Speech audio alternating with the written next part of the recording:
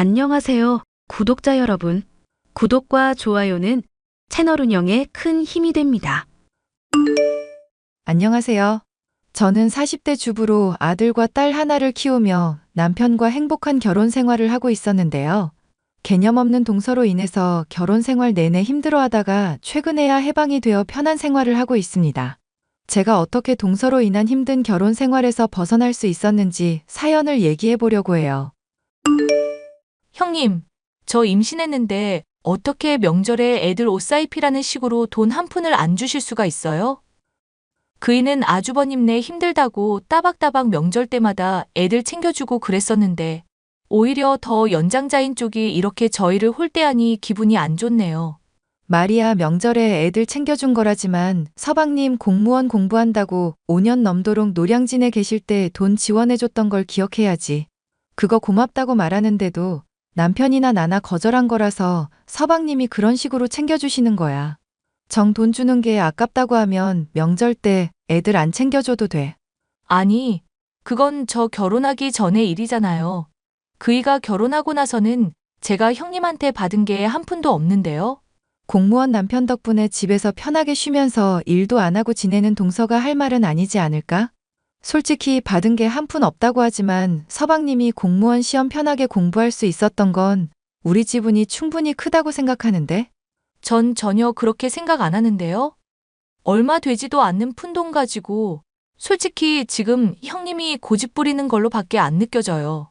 동서 말고는 가족들 모두가 다 인정하고 있는데? 어머님이나 아버님, 심지어 서방님까지 그렇다고 하는데 왜 동서 혼자 난리야? 그러니까 앞으로 저 서운하지 않게 좀 챙겨달라고요. 이런 식으로 자꾸 대하니까 저 차별받는 것 같고 마음이 많이 힘들어서 그래요. 아님, 설마 저 노래방 일했다고 무시하는 거예요? 동서 노래방 일한 걸로 내가 무시하고 자시고 할 일이야 뭐 있겠어. 힘든 시절에 힘든 일 하면서 먹고 살았구나 정도지. 그런데 이런 문제로는 적어도 나한테 따지지 말아줬으면 좋겠네. 난 동서랑 잘 지내보고 싶은데 자꾸 트집을 잡으니까 친해지기가 힘들어. 동서는 노래방 도우미 출신으로 시어머니와 시아버지가 서방님의 결혼을 많이 반대했었죠. 이에 대한 자격지심인지 울분인지 사사건건 만만하다 싶은 저를 물고 늘어지는 통에 아주 짜증이 나는 사람이었습니다. 솔직히 저야 노래방에서 일을 한 사실은 신경도 쓰지 않고 아무런 상관도 없는데 무슨 서운한 일이 있을 때면 항상 일을 들먹이는 통에 스트레스가 많았죠. 무엇보다 자신이 서운한 일이 있을 때는 그것을 꼭 갚으려고 하는 게 동서였습니다. 동서, 이번에 곶감 가족들한테 다 돌렸는데 우리 건 까먹은 것 같더라? 주소지 그대로인데 혹시 헷갈려서 그런 거면 물어보지 그랬어. 아니요. 주소지 그대로인 거 잘 알고 있고 형님한테는 일부러 안 보낸 거 맞아요. 혹시 명절 때 애들 옷 사입히라고 돈 안 챙겨준 것 때문이야? 만약 그런 거라면 동서 참 집요한 사람이다. 어쩜 그렇게 꽁한 걸 오랫동안 품을 수가 있어? 저야 뭐 노래방 도우미 출신이니까 이런 식으로밖에 복수를 못 하겠네요. 형님이 진즉에 잘못하시고 저 차별하신 거 인정을 하셨어야죠. 그러니까. 나는 동서 차별하고 서운하게 할 마음 없었다니까? 본의 아니게 그런 거라면야 인정을 하겠다만 일부러 그런 적은 한 번도 없었어. 심지어 서방님하고 결혼한다고 할 때 반대 안 한 사람 중 하나가 나야. 그럼 찬성을 하지도 않으셨다. 이거네요?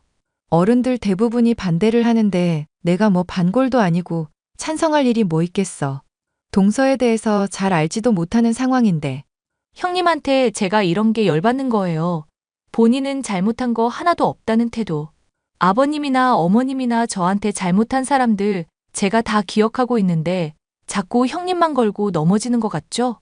그분들은 저한테 그래도 지금은 잘해주려고 노력하고 있고 종종 집에도 부르시거든요. 그런데 형님은 저 맨날 차별하고 대면대면하게 대하시잖아요. 그러니까 내가 동서한테 뭘 잘못했는지 구체적으로 말을 해주라. 그럼 내가 고치든지 오해가 있음 풀든지 할게. 형님이 워낙 교묘한 사람이라 안 걸리게 하신 거잖아요. 괜히 트집 못 잡게. 정말 답이 없는 사람이다. 동서는 앞으로도 이런 식으로 나 계속 신경 쓰이게 하고 스트레스 줄 거야? 아, 말하다 보니 형님부터 먼저 태도를 고치셔야 할 거 하나 생각났네요. 저번에 가족들 모였을 때 물건 뭐 하나 없어졌다고 하니까 다짜고짜 저 의심했었잖아요. 루아 커피인가 뭔가 하는 거 저는 관심도 없었는데. 말했었잖아. 동서가 말하는 게 뭔가 앞뒤가 안 맞는 게 이상하다고. 동서 도우미 일하기 전에 커피 바리스타 자격증 딸까 고민도 했었다며. 그럼 당연히 커피에 대해서도 어느 정도 알고 있을 거 아냐. 근데 어머님 집에 있던 루아 커피가 갑자기 사라졌다고 했을 때 동서가 뭐라고 그랬어? 커피 같은 거 자기는 먹을 줄도 모르고 관심도 없다며. 누가 봐도 이거 조금만 생각해보면 이상한 일 아냐? 또, 지금 저 도우미 일하는 거 은근슬쩍 꺼내신 거 맞죠? 무슨 말만 하면 항상 제 과거 이런 식으로 들추니까 제가 형님을 싫어하는 거예요. 제발 좀 저한테 잘해주시고 나서 서운하다 뭐다 말을 하시라고요. 이상한 것을 놓고 이상하다 짚었을 뿐인데 또다시 본인의 상처를 들먹이며 화제를 전환하는 동서였죠. 집안 사람들도 이렇게 저와 동서가 사이 나쁜 것을 알다 보니 어떻게든 친해지게 만들려고 부더니도 애를 썼습니다. 특히 시어머니는 저와 동서를 종종 집으로 부르시며 친하게 만들려고 같이 만두를 빚는다든가 요리를 가르쳐 주시는 등 친해질 수 있는 시간을 갖게 해주셨죠. 예, 아가, 너 제발 좀 둘째 며느리한테 입 바른 말 하는 것 좀 그만두거라. 나이 먹어서 너희 둘이 싸우는 거 보면 내 심장이 콩닥콩닥거리고 속이 울렁거려서 그래.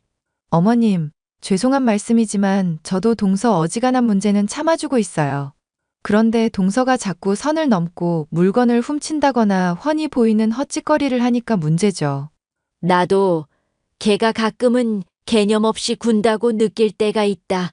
하지만 사랑으로 보듬고 잘 대해주다 보면 걔도 인간인데 언젠가는 좀 마음을 돌리지 않겠니? 너무 미워만 하지 말고 기왕 이씨 집안 식구로 받아들인 김인이 조금은 너그럽게 바라봐 주려고 하자꾸나. 어머님이 마음이 너무 좋으셔서 그래요. 이렇게 잘해주면 고마운 줄을 알아야 하는데 오히려 사람을 우습게 보니까 제가 화가 나요, 정말. 당장 저번만 하더라도 어머님이랑 아버님이 유산 물려주는 걸로 운 좀 띄운다 싶으니까 대뜸 아파트 갖고 싶어요. 땅 갖고 싶어요. 그게 할 얘기인가요? 그냥 주는 거 받는 것도 감지덕지 해야 할 판에 돈 욕심은 왜 그렇게 많은 건지 모르겠다니까요. 너도 이해해 주거라. 걔 얘기 들어보니까 어릴 때부터 집안이 많이 가난했다더라. 엄마는 이혼하고 아빠는 바람피고 매일 가족이 함께 지내면서 화목한 날이 없었다고 하니 마음이 아프더구나. 불쌍한 애다 생각하고 한번 잘해주려고 노력은 해보렴. 힘들긴 하지만 어머님이 그렇게까지 말씀하시니 저도 노력해 볼게요. 나중에 가족이 다 같이 모여서 오손도손 잘 지내는 모습을 하루라도 봤으면 좋겠다는 어머님의 간곡한 요청을 듣고도 모른 척 할 수는 없었죠. 저는 동서와 친해지기 위해 부단히도 노력을 했었고 동서도 그런 마음을 아는 것인지 시어머니의 앞에서만큼은 제게 틱틱거리는 모습을 보이지 않으려 했습니다. 하지만 그러고 얼마 지나지 않아 또다시 문제가 생기고 말았는데요. 어머님의 집에 있던 물건들이 하나둘씩 사라지기 시작한 것이었죠. 어머님, 죄송하지만 동서한테 도벽이 있는 것 같아요. 귀신이 훔쳐가는 게 아니고서야 이렇게 자꾸 물건이 사라지는 게 말이 안 되잖아요. 괜찮다. 아직은 뭐 귀금속이며 비싼 물건들은 안 건드는 거 보니 필요해서 가져갔겠지. 내버려두면 언젠가는 뉘우치고 돌려주든지 할 테니까 신경 끄도록 해라. 어머님이 아버님이랑 노력해서 얻은 재물인데 집안 도둑년한테 그걸 다 뺏기도록 내놓아서야 되겠어요? 말을 해서 알아들을 종자였으면 제가 겁을 줬을 때 나중에라도 실토를 했었겠죠. 당장 지금만 해도 어머님이 저랑 친해지라고 부른 건데 또 도둑질이라니 이건 정말 상상도 못할 일이네요. 사실 아들 진우도 이거 짐작은 하고 있는 모양이더구나. 무슨 우울증인가 치료하고 있다는데 주기적으로 뭔가를 좀 훔쳐줘야 스트레스가 풀린다고 해서 눈 감아 달라고 하니 내가 뭐라 따질 일이 아니겠다 싶구나. 세상에, 서방님께서도 이미 그럼 알고 있으셨대요? 저는 당연히 모르는 줄로만 알았죠. 그러니까 너도 모른 척 해다오. 따지고 보면 걔가 훔쳐가는 것들만큼 내가 뭐 주려고 할 때마다 뺏어 주고는 있다. 그걸 또 차별이라고 생각하는 모양이기는 하다만. 어머님이 이렇게 모른 척 배려하는 줄 알면 동서가 이러지는 않을 것 같은데요. 아님 제가 넌지시 귀띔이라도 해볼까요? 그러지 마라. 일단 걔가 정서적으로 안정화될 때까지 지켜보겠다고 둘째한테 약속을 이미 해뒀다.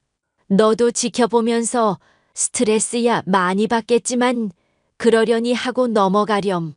서로 많이 친해진 것 같으니 같이 부르는 일도 차츰 줄이려고 하마. 알겠어요, 어머님. 사실 저만 동서에 도벽이 있다는 걸 알고 있는 줄 알았는데 그건 서방님이나 어머님 역시도 마찬가지였죠. 아무리 우울증 증세라고 해도 물건을 훔쳐가는 걸 내버려두고 있다니 저로서는 따라할 수도 없을 정도로 대단한 인내심이다 싶었습니다. 하지만 저는 어머님을 존경했고 그 관대함을 조금이나마 배워보고자 하는 마음에 동서의 도벽에 대해서도 같이 눈을 감고 있었는데요. 저로서는 도저히 참기 힘든 일이 나중에 터지고 말았습니다. 바로 어머님의 금고가 털리고 그 안에 폐물들 몇몇이 제 가방에서 발견된 일이었죠. 제가 물건을 훔쳤다고 의심을 받았지만 다행히도 서방님을 통해 바로 진실은 드러났죠. 얘야, 내가 미안하다. 솔직히 난 이게 무슨 일인지도 모르겠구나. 그게 무슨 말씀이세요, 어머님? 아, 형수. 제가 집 뒤져보니까 엄마 폐물이 다 발견이 됐더라고요.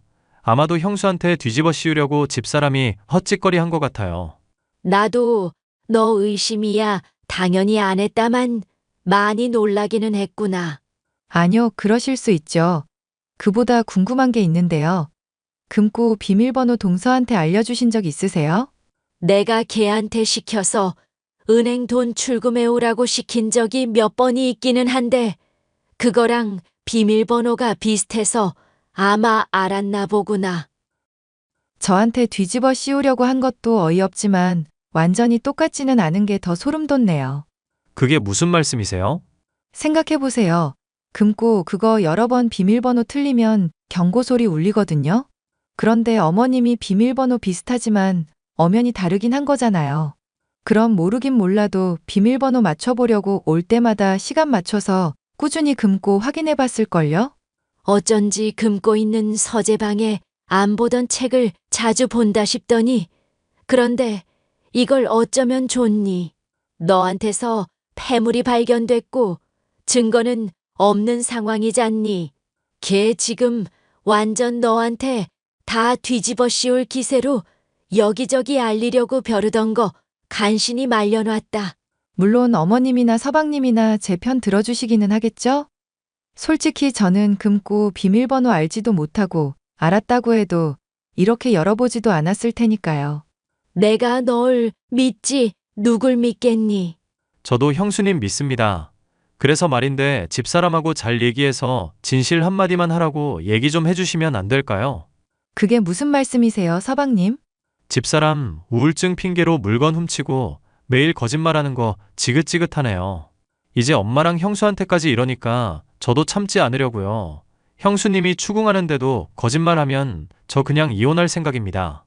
예. 너 정말 괜찮겠어? 그렇게 반대하는 결혼 힘들게 해놓고선 이혼이라니? 서방님도 많이 생각하고 말씀하신 거겠죠. 좋아요. 그럼 동서가 저한테 뒤집어 씌우려고 했던 이유 한번 알아내 볼게요. 어머님이 믿어주시자 제 가방에서 폐물이 발견된 상황에서도 저는 침착할 수 있었죠. 하지만 동서는 제가 이제까지 물건을 훔쳐놓고는 자신에게 뒤집어 씌운 거라며 오만 난리를 피우고 있었는데요. 모든 내막을 알고 보니 이건 무슨 사이코 패스인가 의심이 될 정도였습니다. 본인이 훔치는 걸 같이 눈 감아주고 참아줬더니 남에게 뒤집어 씌우다뇨. 동서, 나 사실 동서가 폐물들 내 가방에 집어넣었다는 거 다 알고 있어. 동서가 나 의심받게 하려고 그런 거 알고 있는데 대체 왜 그런 건지 이유나 들어보자. 형님이 지금 무슨 소리를 하는지 도통 모르겠네요. 본인이 훔쳐놓고 왜 이런 말을 하는지도 모르겠고요. 아, 설마 제가 하는 말 괜히 또 트집 잡아서 몰이하시려는 거예요? 본인이 지금 들켜놓고 저 이미지 안 좋은 거 아니까 덤기 씌우려고?